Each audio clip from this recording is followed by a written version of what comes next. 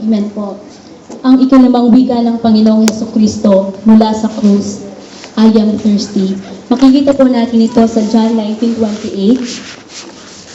Sa verse 28 po, alam ni Jesus na naganap na ang lahat ng bagay, kaya't upang matupad ang kasulatan ay sinabi niya, nauuhaw ako, I am thirsty.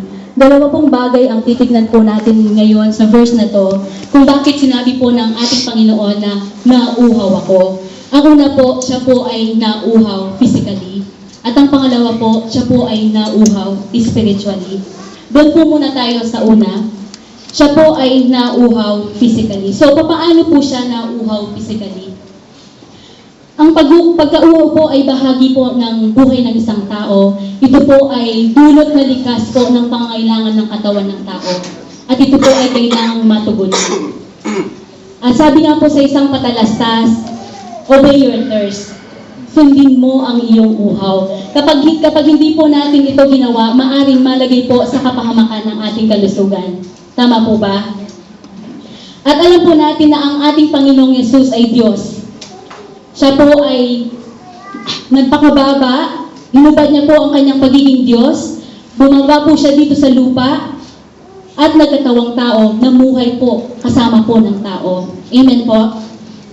At tulad po natin, siya po ay nakaranas po ng pagod, ng sakit, ng puyat, ng pagkalungkot, ng gutom, at ito nga po ang pagkauhaw. Matapos po ang Last Supper, tumungo po ang ating Panginoong Yesus, kasama niya po yung kanyang mga disipulo, sa bundok po ng Olibo, sa garden po ng Gethsemane, kung saan nanalangin po ang ating Panginoon. At mapapansin po natin doon na hindi pa man po nahawakan po ng kamay ng tao ang ating Panginoon, siya po ay nakaranas na po ng matinding paghihinagpis at paghihirap. Bakit po?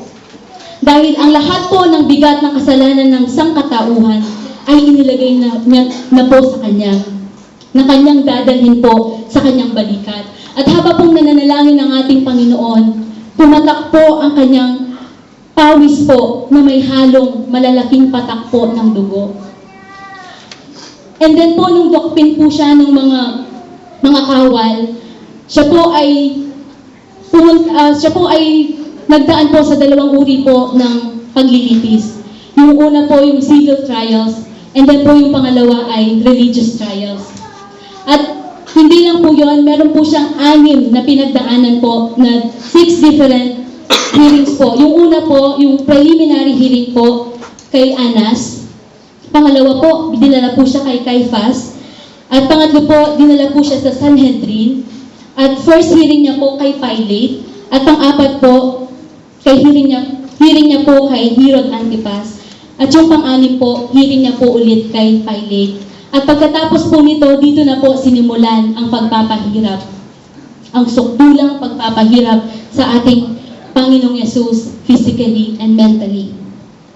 So, sa sa second po, ito po yung ginawa sa Kanya, ang ating Panginoong Yesus na wala pong kulog, wala po siyang, siya po ay bingit and whipped, at napaka-init po ng climate.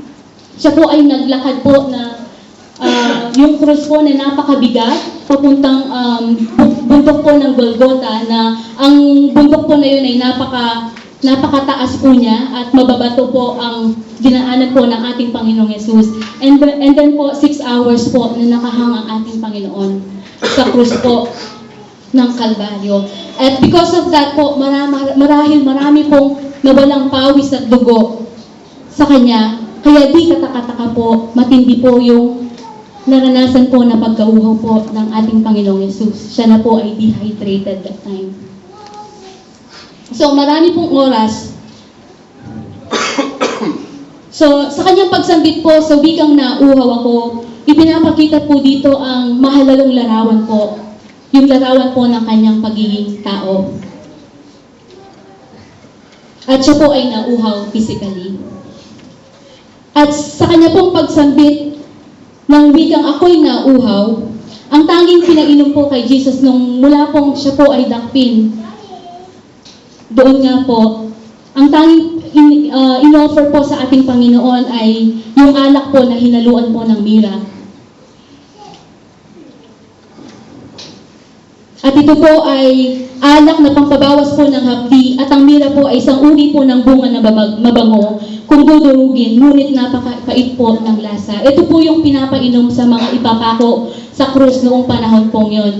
Pero ito po ay tinanggihan po ng ating Panginoong Yesus ayon sa Mark 15:23. At hindi niya po kailangan ang pampaginhawa po ng hapdi at sugat niya. Hindi niya po kinailangan po niya. Nais na po maramdaman ang kasukdulan na paghihirap po sapagkat ito po ang dahilan kung bakit naparito po sa sanlibutan ng ating Panginoon upang magpakasakit at maghirap po dahil po sa atin. Amen po. Maghirap at magpakasakit dahil po sa sangkatauhan. Subalit bago niya po sambitin ang ika-6 na wika at bago siya malagutan ng hininga, kanya pong tinanggap yung suka na ipinainom po sa kanya. Sa John 19:29, sabi po dito, may isang mangkok doon na puno ng maasim na alak. Inulubog nila rito ang spongha, ikinabit iyon sa isang tangkay ng hisopo at idinid po sa kanyang bibig. Sapagkat ang alak po at mira, ito po yung pampabawas po ng hapdi ng mga taong pinapako. Kapag pinako po sila, yung nail po, para hindi po nila maranasan po yung hapdi, yun po yung pinapainom sa kanila. Pero ito po ay tinanggihan ng ating Panginoong Yesus.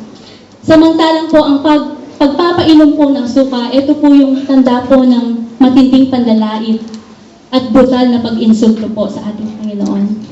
At ininom po, yun ang ating Panginoon. Tunay nga po sa ganitong kalalagayan ang ating pong Panginoon ay nauhaw po sa kanyang mga naranasan. At ang pangalawa po, siya po ay nauhaw spiritually. We know that Jesus and the Father has intimate relationship. Alam po natin yung naging lifestyle ni Jesus. No? Si Jesus po, he is always after the will of His Father. At alam po natin na ang ating Panginoon ay gigising po ng maaga. Siya po ay mananalangin, pupunta po siya sa isang lugar mananalangin at makikipag-usap po siya sa Ama. At ang tanging naging kalakasan po ng ating Panginoon ay yung lagi niya pong sinasabi, Father, you have not left me. Father, hindi mo ko iniiwan. Hindi mo ko pinapabayaan. Ganun po ka-intimate yung relationship po ng Father at saka po ni Jesus. Ang sabi po sa Bible, si Jesus po ng ating Panginoon ay hindi po nagkasala. Pero the moment po na ipinako siya sa krus, the moment po na siya po ay pinahirapan, ito po yung moment na siya po, sinabi po ni Sister Aber kanina, na po siya na walang kasalanan ay ginawang kasalanan para sa atin. Sa 2 Corinthians 5:21. At dahil po sa kasalanan ng tao na inako ng ating Panginoon, for the first time po, nawalay po ang ating Panginoon sa kanyang Ama. Dahil hindi niya po makignan ng kanyang anak. Kaya yung sa fourth last word po, na sabi niya, my God, why have you forsaken me? And from that moment po, dun na po siya nakaramdam ng pagkauhaw. Nauho po ang ating Panginoon sa kanyang Ama. At nang mawali sa kanyang Ama dahil po sa kasalanan ng sanlibutan na ipinatong sa kanya, makita po natin dito na ang kasalanan po ay ang paghihiwalay po ng tao at sa Diyos. Amen po?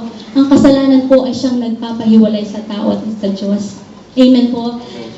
At nauhaw po si Jesus sa pagmamahal po ng mga taong nakasama po niya. No, yung mga disipulos niya, ni isa wala pong sumunod sa kanya. Yung mga taong kanyang pinakain, kanyang mga pinagaling. No, yun po ay yung mga taong sumigaw po ng ipako siya sa krus. Yun po yung ginawa po sa ating Panginoon. At sa ganun po, naramdaman po ni Jesus yung pagkauhaw po spiritually. Pagkauhaw po sa pagmamahal po ng mga tao. Pagkauhaw po sa paniniwala, pananalig po ng mga tao sa Kanya. Magtatapos po ako sa isang kwento ng isang Samaritan woman.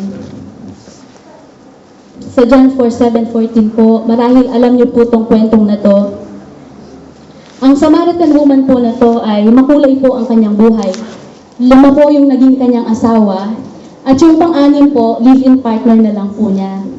At yung unang conversation po nila ni Jesus, sabi po ni Jesus, bigyan mo ako ng maiinom. And Jesus was trying to address po yung pangangailangan po ng woman na to. Nag-start po yung conversation po nila sa water. Kung babasahin niyo po yung John 4:7 to 14. And it ends up po in spirit. Nakita po ng Panginoon na ang babaeng ito ay meron pong spiritual na pangangailangan.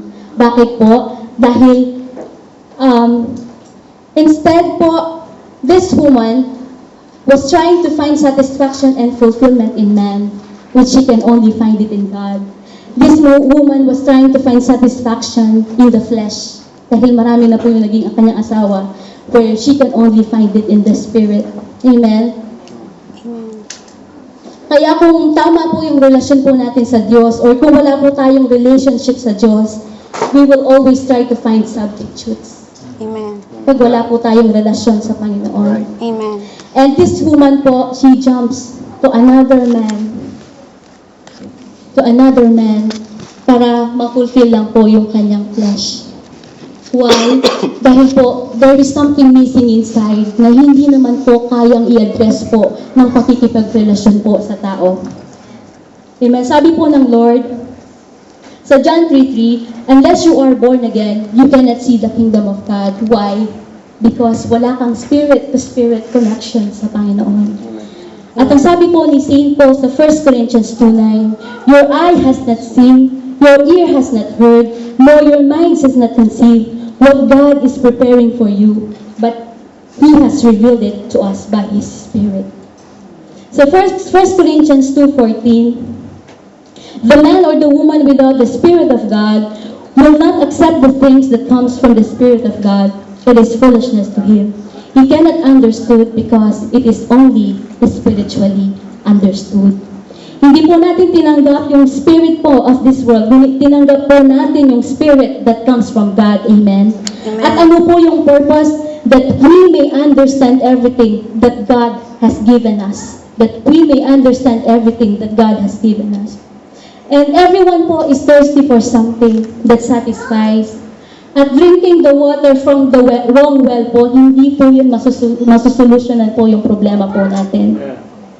At kapag hindi po na-satisfy po yung soul po natin, ano po yung normaling ginagawa po natin? Naghahanap po tayo ng substitute. Yung iba nga po pumupunta ng mall, nagsha-shopping, sale po ngayon, para masatisfy lang po yung uhaw nila. Yung iba, nagbabar, no? Yung iba po, nagdi-disco para masatisfy lang po yung pagkauhaw nila. Kapatid, mawala man ang lahat ng bagay, hindi ka man magka-boyfriend, okay lang yun. Kasi meron ka ng Panginoon, di ba? Amen. Kasi lamang po yung source ng ating lahat-lahat. He is the source of our everything. Amen. Amen. Amen. Bilang ending po, kung tayo po ay hiwalay sa Ama, mauuhaw at mauuhaw po tayo. Just like God, ginawa niya po yung mga katawan po natin to have so much water para ito po ay mag-function ng properly. At naglagay po din siya ng empty spot sa ating mga puso. Na wala pong ibang makakapag-fill in po nito, yung Panginoon lamang po, at makakapag-satisfy yung Panginoon lamang po. No matter what we do, no matter ano man po yung isipin po natin ngayon na magagandang bagay, na maaring makakabuti, makakapag-satisfy po sa atin, nothing and no one can take away that emptiness, kapatid. Kailangan po natin yung Panginoon. Kailangan po natin ng Diyos. Siya po yung source natin. We need God, kapatid. Sa John 6:35 po, sabi, Jesus declared, I am the bread of life. Whoever comes to me will never go thirsty, will never go hungry, and whoever believes in me will never be thirsty. Jesus is inviting us today, come unto Him. Sa Diyos po ang papuri.